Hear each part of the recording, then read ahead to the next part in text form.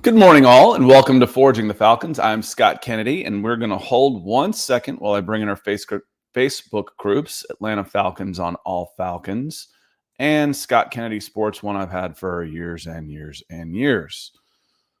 So let me bring those in.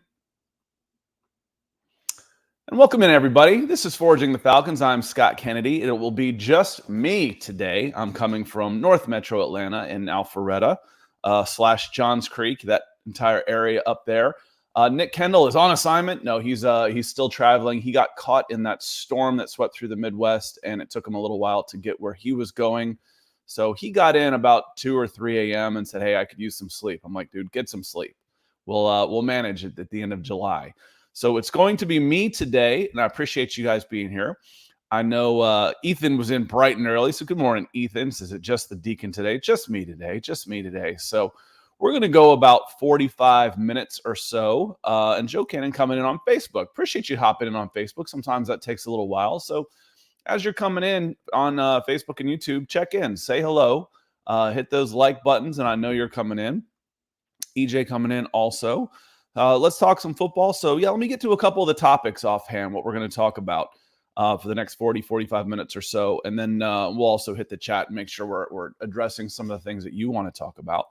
Saw an article from Bleacher Report. I know Bleacher Report, but I tend to judge the content, not the title.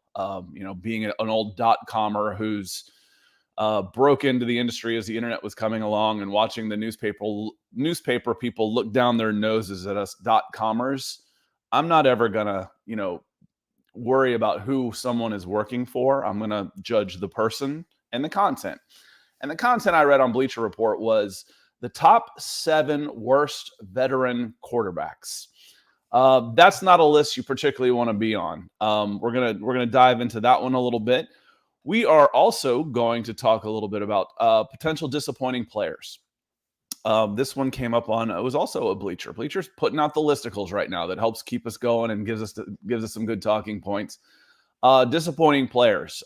There are several players on there of interest to my audience because my audience crosses several different areas, including Denver Broncos, and in this case, Indianapolis Colts, Seattle Seahawks, and obviously Atlanta Falcons. I actually have a different answer than they had for the Atlanta Falcons, so we'll get into that one a little bit. And then finally, we'll touch a little bit on the 2023 draft. Luke Easterling, a former colleague of mine over at the Sports Illustrated group, is doing full-time draft for USA Today, and he came out with a mock draft, and I was curious to see where some of the teams were drafting as much as I am, where he was projecting them. So chat's winding up a little bit, so let me say hello. Said hello to Joe already, to EJ, and Dom coming in.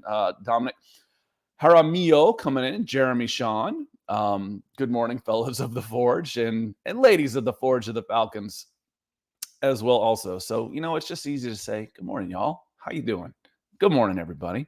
Falling Sloth coming in as well. So, one of the interesting things to me that I want to hit on this article on Bleacher Report, you know what? I'm going to just go ahead and give them some love real quick, and I'll drop this link then this link in the, if I can find it now. What happens? You got 72 tabs open. Drop this link in the chat. You can follow along if you'd like to. One of the ones that I thought caught me pretty interesting was who they had sitting there at number 1, and it was number 7 on a top 7 list. It was Ryan Tannehill of the Tennessee Titans. Tannehill may not be the best quarterback, but he hasn't been bad. It says after he saw a massive resurgence in his first 2 seasons in Tennessee, he saw everything around him crumble in 2021. Well, also, what's the factor there? What happened? What helped see his resurgence in 2019 and 2020, and then it all crumbles around him in 2021? What changed, I wonder? Well, one of the things, and one of the most obvious things that changed, was his offensive coordinator took the head coaching job at the Atlanta Falcons. And that's one of the reasons why people are hopeful, and people were hopeful last year. They just underestimated how bad the Falcons roster was, that Matt Ryan could have an MVP-like type of season under Arthur Smith after what he was able to do with Ryan Tannehill. But he regressed last year, 21 touchdowns, 14 interceptions. Not great. That felt a lot. And you wonder, how much of that was a scheme? Well, offensive coordinator matters. It's not so much. I used to say this about college football. I don't say it about the pros. But in college, I always said I'd rather have the coach than the quarterback. I started thinking that back in the days of Tennessee when I was watching the Vols would get these great recruits. And then, oh God, I can't even remember his name now. It was Randy something. Somebody look it up for me. Randy, offensive coordinator Tennessee in 2003, 2004. And they just weren't very good on offense. Meanwhile, Ralph Regin at Georgia Tech has taken George Godsey and whoever, and they're putting up numbers all the time. You look at Oklahoma, they got Heisman Trophy winning numbers all the time. Doesn't matter who the quarterback is. It doesn't matter who they're it doesn't matter what type of success those guys have on the next level. They're always putting up numbers. So the quarterback coach and the offensive coordinator are so important. Not quite as much on the NFL level, honestly, because one, be an offensive coordinator for the most part on the NFL level, you're already pretty good. There's a lot of former offensive coordinators or head coaches who are already pretty good. And then the quarterbacks are all significantly better. But the margins are so much different that going from 35 touchdowns to 10 down to 21 and 14 for someone like Ryan Tannehill like that does make a big difference. So, how much of that was Arthur Smith? I'd say a good bit of it was Arthur Smith, was a change in offensive coordinator. So Kevin Mapp coming in on Facebook saying, good morning, Scott. Well, good morning, Kevin. Always rocking the Southern Miss thing. We're going to talk some quarterback. Perry coming in also. And, Dom coming in says, how do you feel about Russell Wilson, quarterback coach from Seattle, coming to Denver? We'll get into that one just a little bit. And then, Ethan, DWI guys, is stealing my punchline here a little bit. He says, Tannehill replaced Mariota, and now both are in the bottom 7. Again, you're talking about, so if Ryan Tannehill, I said that was a little bit of a surprise that he was the 7th worst veteran quarterback, and I don't think they counted anybody with just one season. So no Zach Wilson. There wasn't Zach Wilson in there. None of the second-year guys. I don't think that's necessarily fair for them either. But then you go down, and I say, the title of the show is Marcus Mariota is top 5 on a very dubious list, and he's listed at 3. He's listed as the 3rd worst veteran quarterback. Number 6, Jared Goff, Detroit Lions, former number 1 overall. Number 5, Daniel Jones, New York Giants. Number 4, Mitch Trubisky, Pittsburgh Steelers. And number 3, Marcus Mariota. He says, one of the most fascinating offseason developments was how Atlanta quickly decided to replace franchise legend Matt Ryan with free agent Marcus Mariota. So we know how that came to be. We do know how that came to be. They made a run. The Atlanta Falcons made a run at Deshaun Watson, alienating Matt Ryan. And they had, very quick. It says one of the most fascinating things was how quickly this happened. So basically, right after all of this falls apart on them, or depending on your other point of view, they got lucky, and sometimes the best moves are the moves you don't make, and didn't get Deshaun Watson. Matt Ryan's like, okay, I'm out, and Marcus Mariota was instantly, signed. I don't remember exactly the timeline on that, but either as soon as the trade happened, like within an hour, Marcus Mariota was signed. It was almost immediate. So they had been working on this as their backup plan from the very beginning. And Marcus Mariota has signed essentially a 1-year deal. It's a 2-year contract, but the dead money in the second year is fairly inconsequential, that it becomes basically a 1-year deal for them with a club option, which is how a lot of contracts work. So, and it was interesting how quickly they were able to bring him in. And as the point that Ethan just made, what's the common factor here? Tennessee's been a pretty good ball club the last 3-4 seasons, yet the 2 quarterbacks that they've had during that period are now bottom 7 starters in the NFL, Mariota and Tannehill. Most of the success has been under Tannehill, for sure. Is there any wonder why Arthur Smith was considered a very good hire at the time and had done such a great job as a quarterback coach and offensive coordinator there at Tennessee? I know you've got Derrick Henry, but Tannehill made a Pro Bowl. Tannehill made a Pro Bowl. And there is some excitement that Marcus Mariota could come in and be a better fit in a power running game type of offense with more RPOs, including quarterback keepers, extending plays behind a bad offensive line because he may not be able to run like he used to. But I saw Marcus Mariota as a high school guy. I was like, oh my God, that kid can fly. He can run, no doubt. You don't go to Oregon and play quarterback without being able to run. So saying he's the third worst, and for those of you counting at home, number 2 was Drew Lock, Seattle Seahawks. We'll get back to that one in a moment. And number 1, Sam Darnold, Carolina Panthers. So Mariota as being the third worst veteran quarterback, we'll see. Those are expectations that are low enough that whatever you get out of him, and frankly, that's kind of how most Atlanta Falcons fans, not most, a vocal group on Twitter thought about Matt Ryan at this point by the time he was gone. That he was, a bottom guy. He was all the bane of all our problems. If we just got a quarterback that was mobile, if we had a guy that could, with a stronger arm, all the world's problems would be solved with the Atlanta Falcons. No, God, no. Matt Ryan might not have been a top 5 quarterback. Even if he was getting paid like one, there's part of the problem with Falcons fans. Pissed off about how much he's counting against the cap. But I could go through 8 different places on the Falcons that needed upgrade before my weakest link became my quarterback position. So, and Terry Ocean Boy says, I'm not going to read it out loud, but he just says, we love Matt. Don't worry too much about them fans. And yeah, Matt was a great ambassador and quarterback for the Atlanta Falcons. When we get to most disappointing players, we're going to talk a little bit about Matt Ryan with the Indianapolis Colts also. And and DWI guy says, wasn't Smith there with both Tannehill and Mariota? Interesting if so, and chose Tannehill over him and now is quarterback. I don't know Smith's history, so you don't know if he was there at the same time. And they were. It was 2019.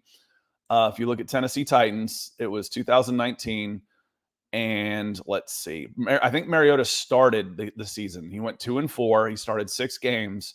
And then he was replaced by Tannehill, who finished the season 7-3 as a starter, had a really good rating, 22 touchdowns, 6 interceptions, with a quarterback rating of 117.5. So, yeah, when we talk about a resurgence of Ryan Tannehill, when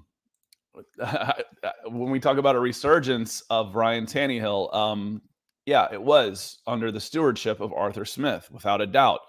First year Arthur Smith is gone, Tannehill starts regressing back to the norm, to the mean of what he was with the Miami Dolphins, which was meh, which was just okay, which is what you think of as a weak link. What's the weak link for the Tennessee Titans right now? Might be quarterback. But is a more mature, and they go on to ask in this article, is Mariota, has he learned by watching, by being a backup the last 2 years, to read the defenses, to calm down a little bit. He was such a good athlete. Sometimes the knock on the really good athletes is they're too quick to pull the ball down. I trust my legs more than I trust what I see in front of me. He's 28 years old now. Could he become a guy that plays his way out of the bottom 3? Yeah, absolutely. I think he should become a competent NFL quarterback, which should put him even if he's in the 12 to 18 range, right in that mid-tier. 12 might be a little high. So let's say 15 to 20 range of where he finishes in efficiency. That wouldn't put him bottom 3. It wouldn't even put him bottom 7. So I have more expectations for Marcus Mariota. And then the question becomes, if he does struggle at all, how quickly do we see Desmond Ridder? Very similar types of quarterbacks. I think Ridder is actually a smoother passer. He's got a better release than Mariota did. A little bit more arm talent as far as his ability to make all the throws. Yet Mariota was a Heisman Trophy winner and a top 10 quarterback. That might be the difference between being at Oregon and being at Cincinnati. I thought Ridder should have been drafted considerably higher than he was. When we were doing mocks, I was perfectly fine taking Desmond Ridder with the Falcons' 2nd round pick at the very top of the draft. So And we'll get into the next year's draft and how Ritter plays into that here in just a little bit. And let me see. Jeremy Sean says Teddy would have topped the list, but he's no longer starting. Maybe. I'd rather have Teddy Bridgewater than Sam Darnold. And at least, especially at the costs that they had last year. Carolina disagreed, but I think they learned that it was a little bit that the Sam Darnold. I said this about a footballer that I really couldn't stand, and Sam Darnold's fooled more guys than Houdini. It amazes me. He has a flash play here or there. He's just not a very good quarterback. And this is this is one. Ethan kind of stealing my thunder again right now.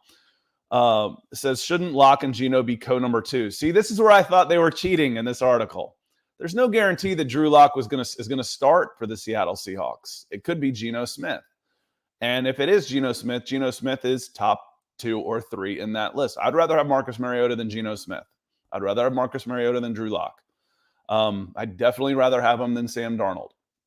So, especially on a 1-year deal for cheap, where I know I can get out of it pretty easily. So, yeah, I think I thought they were cheating a little bit on this one because there's no guarantee. And back to Jeremy's point, it'd be a little bit like putting Teddy in this list, saying that he's going to be the starter in Miami. He's going to win that job. So I think that was cheating a little bit. So we'll see. You know, you'd think that Drew Lock should be able to beat out Geno Smith, but so far, early days, it hasn't happened. I'm going to say hello to some folks here real quick that are coming in, right? And Terry, yes, I know you said it right. I'm not going to read it out loud though in the Facebook chat. Drew Lock, EJ says we'll get the Seahawks the first pick if he's a starter. You know, they might be headed that way anyway. And Mariota would be really good if he'd run the wishbone. Well, he ran a spread option where he got to run a little bit. And he won a Heisman Trophy. So pretty good on that. James coming in saying, good morning, Scott. Good morning, James. Welcome. And Kevin saying, I discovered your show last week. I love your take on things. Kevin, I appreciate it. Tell your friends. And come see us on, you're already connected on Facebook. Make sure you're following us on Twitter and on YouTube as well. I prefer YouTube. I feel like it gets more people here, despite the fact that my Facebook channel is actually 5 times bigger than YouTube. YouTube does a better job of making sure that you're alerted and being here.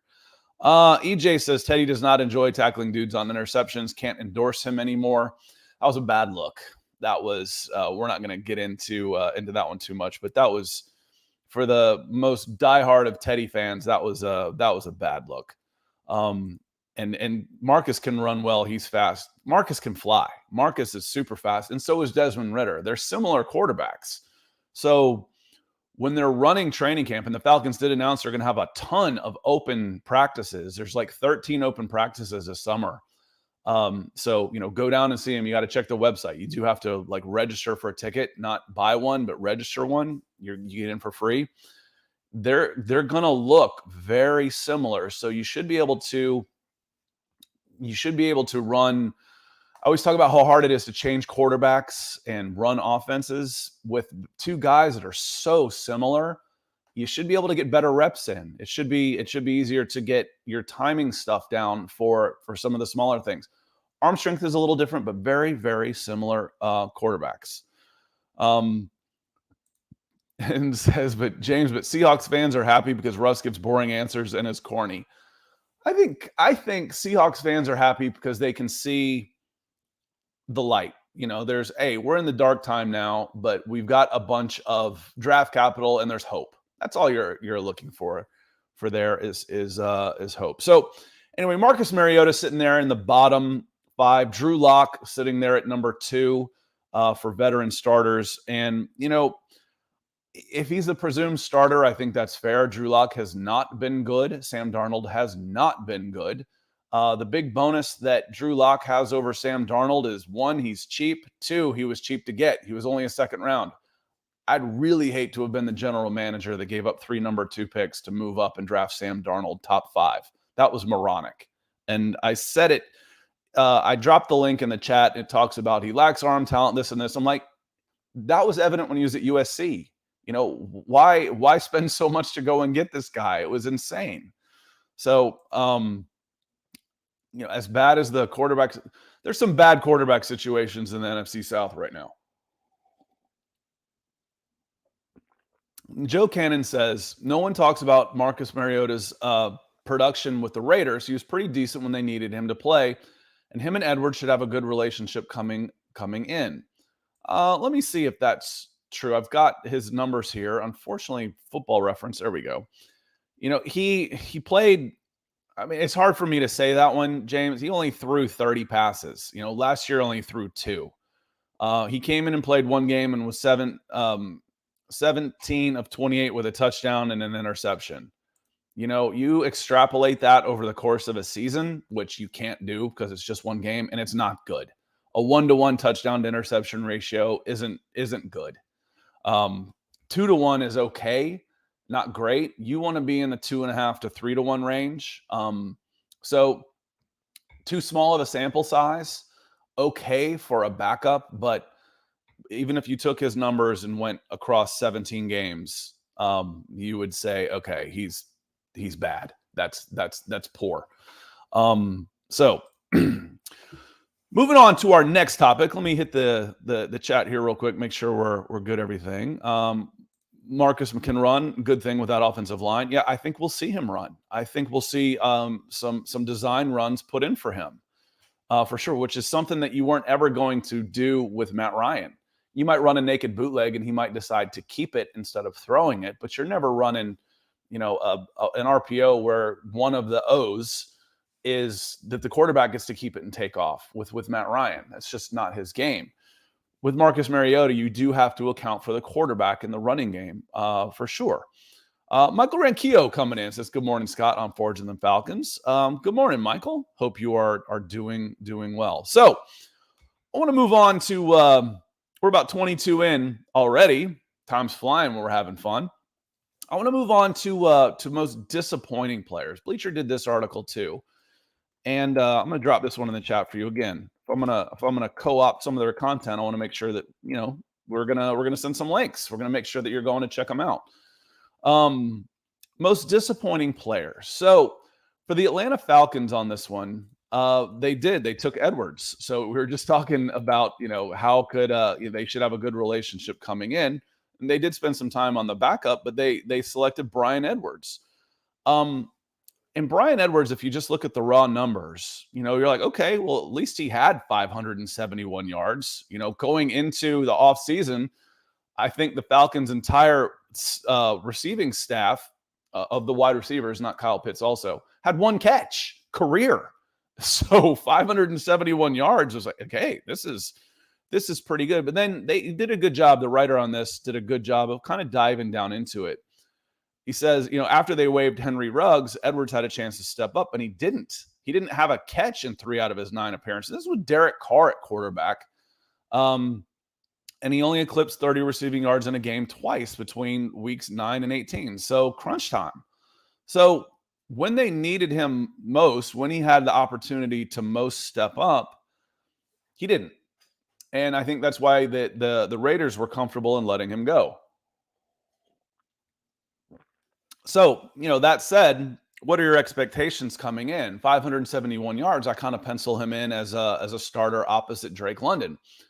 And if you're doing that, if I'm doing that, maybe I shouldn't expect for him to move up to that 800, 900 yard range as a legit number 2 option. Drake London's your wide receiver options, your pass catching options should be Cordero Patterson where he's on there, Kyle Pitts, Drake London, and then who's next? So I would say, I think that one's fair. When I talk about disappointing, it always comes down to expectations. What are your expectations? If you were to say, Drew Lock could be disappointing in Seattle. Well, what are your expectations for him? My expectations, if I pick a disappointing player, like who could be the most disappointing player, it probably means I really like that player because I have high expectations for this guy. So my pick for the player who could be a disappointment for the Atlanta Falcons is Cordero Patterson. My expectations are very high for him, but I also know it's going to be tough for him to replicate the success that he had last year. He's 31, 32 years old. He's been in the league for a long time, and now he has his breakout year in his 30s. That doesn't happen. Last time that happened was the steroid era in Major League Baseball. So that could be, I don't want that to be an anomaly. The way he plays the game and with his athleticism and the way Arthur Smith will use him, but will teams be able to scheme around him a little bit more? Hopefully not. Drake London can help take a little bit more pressure off of the off of a couple of guys. Be a third option. The running game could improve with people having to account for either Desmond Ridder, who ran the fastest 40 time at the combine and can move as well, or Marcus Mariota, who is a legit running option. But does Cordarrelle Patterson have, can he replicate the numbers or improve on them that he did last year? I think it's going to be tough. I do. I think people will scheme around him a little bit more and try and take him out of the game. And if he keeps running the ball like he's returning kickoffs, can he stay healthy? We saw him get banged up a little bit last year. So my pick for player who could be a disappointment for Falcons fans this year is Cordarrelle Patterson. And I say that because I love him. I think he was outstanding last year. He was one of the best players on the team. It means I still have high expectations for him, which means he could disappoint. The guys I don't have any expectations for, they can't disappoint me. Caleb McGarry cannot disappoint me. He can only be a surprise if he performs. Jalen Mayfield, I'm hoping he can't disappoint me. He can only improve. Those are the guys that, so again, it's about expectations. One of the interesting notes on here also was Indianapolis Colts. My initial thought for them when it said, players who can disappoint, and for the same reasons I just said Cordarrelle Patterson, for all the reasons I'm talking about expectations, my initial thought reflexively, Matt Ryan. Matt Ryan's expectations right now with the Indianapolis Colts are as high as they've ever been. They love the guy. They're talking, they're building him up to be the second coming of Peyton Manning. Not quite, but they're talking about how just fantastic he's been. I'm like, okay, well, I hope it happens. I hope it works out for Matt. But his expectations right now are through the roof. So if you've got super high expectations, you can always be disappointed. I always say, expect the worst out of people, and then you're never disappointed. It just kind of makes you walk around in a bad mood all the time. I never get my hopes up, so I'm never disappointed. Now I'm just a surly bastard. So when you get your hopes up like this, and the Colts fans have sky high expectations for Matt Ryan, I feel like the only way he can go is down. But that doesn't mean he can't have a great season. I expect Matt Ryan to have a really good season with the Colts, but he was my first thought, and that's who they picked as well. They picked him with the Indianapolis Colts. So I thought that was a good pick. So let me jump back into the chat here now that I've been monologuing for a few minutes and hit EJ's question. And he says, Scott, do you think Arthur Smith will find creative ways to get Mariota and Ridder on the field in the same time to surprise defenses? Maybe how the Saints use Breeze and Taysom Hill. No, I don't. I think that's what Felipe Franks is for. If they want to try and use him, Felipe Franks was an undrafted quarterback, rightfully so. And they've moved him to tight end, quarterback, tight end, to try and find ways to get him on the field. He's a 6'6", really good athlete. He's just not a very accurate thrower. He's just not a good enough passer to play at this level. And I said that at the Senior Bowl last year. I said it when he was coming out of Florida, coming out of Arkansas. He's just not an NFL quarterback. So no, I don't see that one with Ridder and Mariota. If I see Ridder getting some time in, I see him maybe getting some short yardage situations or some packages. But I think this is Mariota's team until proven otherwise. If you wanted to hand the keys to Ridder this early, he probably would have been drafted higher if you thought that well of him. Let me see here. And the guys, the Bills player who could disappoint was Josh Allen, Jeremy Shawn. Josh Allen's fantastic. And if you're an Atlanta Falcons fan, you would watch that guy. You'd look at all the talk about Josh Allen and say, what are people talking about? Josh Allen threw like 3 first-half interceptions against the Atlanta Falcons. They may have only had 3 interceptions all season.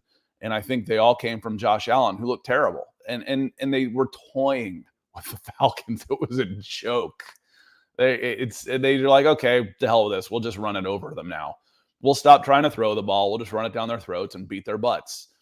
So it was you could see, okay, is that the bad Josh Allen? Does that rear his head and show his face a little bit more often?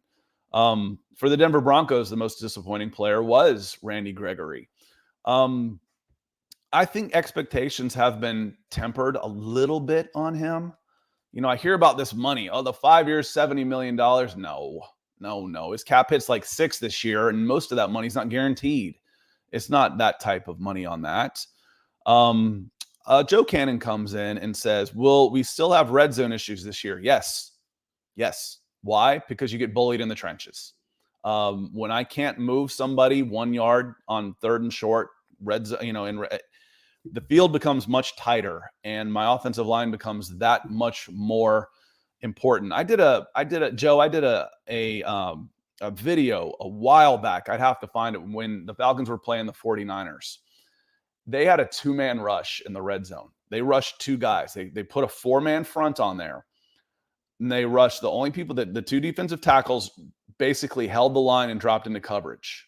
So basically taking away anything over the middle. Bosa, and I don't remember who the other end was. Someone can help me. Got to Matt Ryan with a 2-man rush. A 2-man rush and 9 in coverage. And we're going to start talking about Matt Ryan. No, you're still going to have what didn't change. What didn't change was the offensive line right now. When your tackles and your interior line are getting whipped like dogs, and you're always in 3rd and long because you can't run the ball, you're going to have red zone trouble. When you can't pick up 3rd and 1 because you can't run it, you're going to have red zone trouble. So yes, you're going to continue to have red zone troubles. We'll just throw it up to Kyle Pitts. Kyle Pitts was on the team last year. He only had 1 touchdown. So yes, still going to have red zone problems. Kevin Mapp says, look, I loved Ryan as a Falcon, but I'm not pulling for the Colts. Different team, different logo. I get that, Kevin. I get that for sure.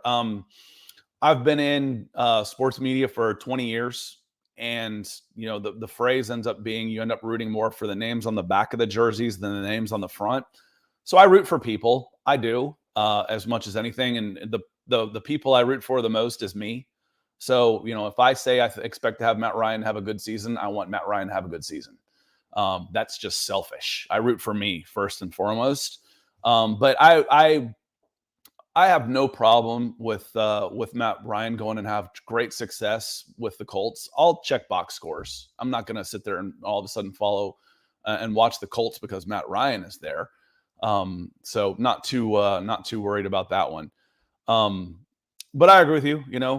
He's gone. I'll root for guys. When it happens, seems to happen more with the Braves. When Brian McCann went to the Yankees, I was keeping an eye on him, and he disappointed. When I keep a glance at Freddie Freeman over with the Dodgers, but I don't watch the Dodgers. So I root for the guys. I don't just turn it off just because I've been rooting for him for 15 years. I didn't just all of a sudden stop liking him. He didn't do anything wrong.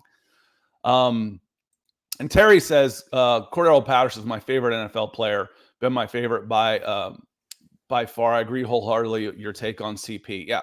Again, why I would list Cordero Patterson as a player who could disappoint is because I have high expectations for him. There's not a ton of those guys for the Atlanta Falcons. AJ Terrell has had a top 5 cornerback season last year. You have super high expectations for him. If he drops to a top 10, well, that's a little disappointing. He should absolutely make a Pro Bowl this year.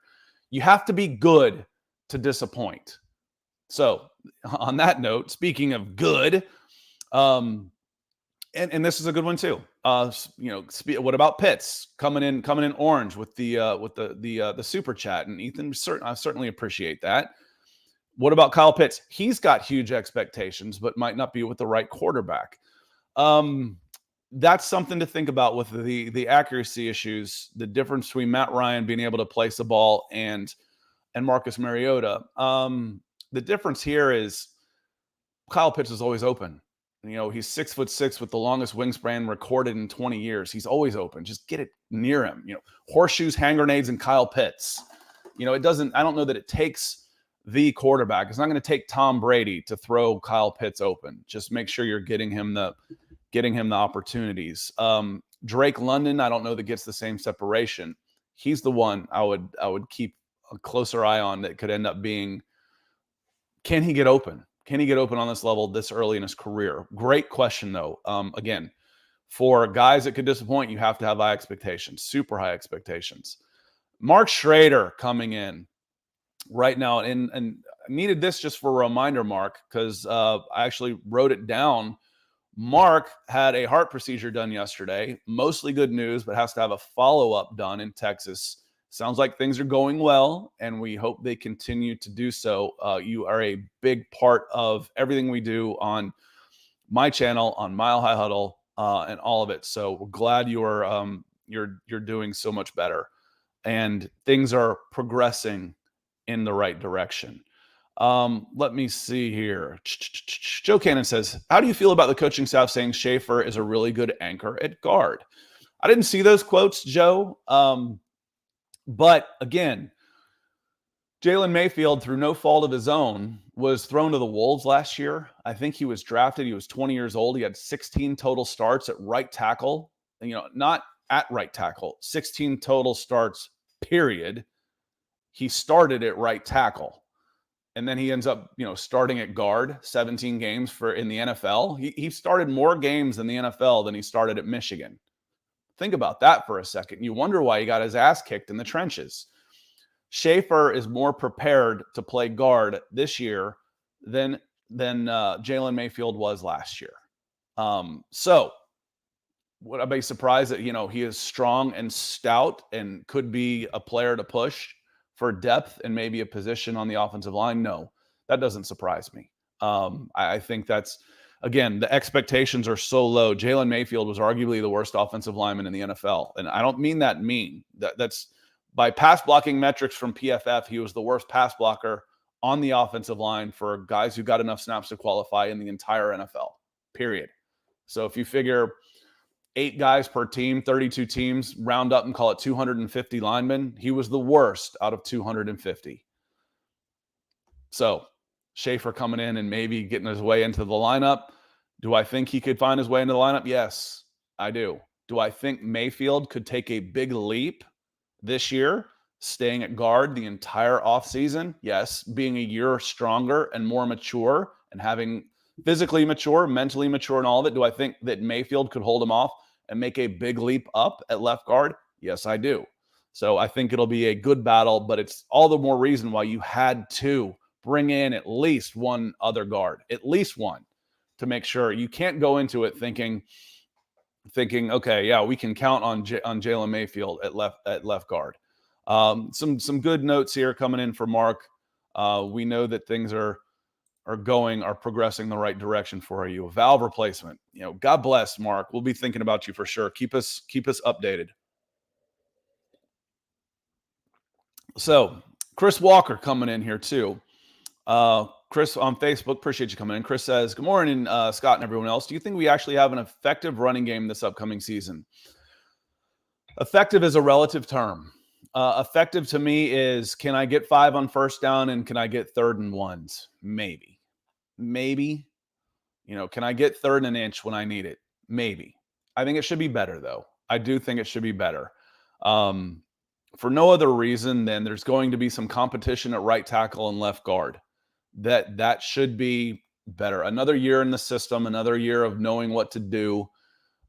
It should be better. Do I think it's going to be effective? Maybe. I think the numbers overall will be better. I just don't think they're going to be able to run the ball when they need to run the ball. When we're trying, you got a 4-point lead with 2 minutes left and you've got the ball. Can you run it? Can you get 4 yards on first down? Can you? I don't know, man. That's been the bane of the existence since I've been grilling Thomas Dimitroff for trading 5 picks for a wide receiver and ignoring the defense and ignoring the offensive line. You can't stop anybody when it matters, and you can't kill a game when it matters because you can't run the ball when it matters.